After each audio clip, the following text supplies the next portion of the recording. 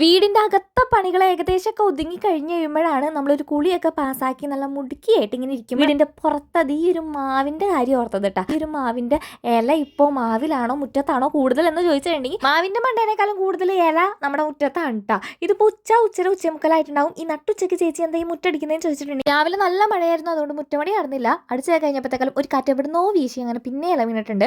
നമുക്കിന്ന് കുറച്ചധികം സ്റ്റിച്ച് ചെയ്യാനുണ്ട്. ഒറ്റ ദിവസം കൊണ്ട് നടപടിയാണോ കേസില്ല, പതുക്കെ സ്റ്റിച്ച് ചെയ്യാം. ഈ ഒരു നെക്കാണ് കേട്ടോ റെഫറൻസ് ആയിട്ട് നമ്മുടെ അടുത്ത് പറഞ്ഞിരുന്നത്. അപ്പോൾ ഇത് ഈ ഒരു മെറ്റീരിയലാണ്. എന്നിട്ട് ഇത് ഈ ഒരു നെയ്റ്റി ബിറ്റാണ് നേരത്തെ കാണിച്ചത്. നെയ്റ്റി ബിറ്റാണ് കേട്ടോ. ഞാൻ കുറച്ച് നെയ്റ്റി ബിറ്റുകൾ എൻ്റെ കയ്യിലുള്ളത് നിങ്ങൾ കാണിച്ചു തരാം. പിന്നെ ഉള്ളത് ഈ ഒരു അജ്രക്കിൻ്റെയാണ്. ഇതിൻ്റെ ഒരു ബ്ലൂ ഉണ്ടായിരുന്നു, അതും അടിപൊളിയായിരുന്നു കേട്ടോ. പിന്നെ ഉള്ളത് ഇതാണ്. ഇതൊരു ഓഫ് യെല്ലോ ആണ് കേട്ടോ.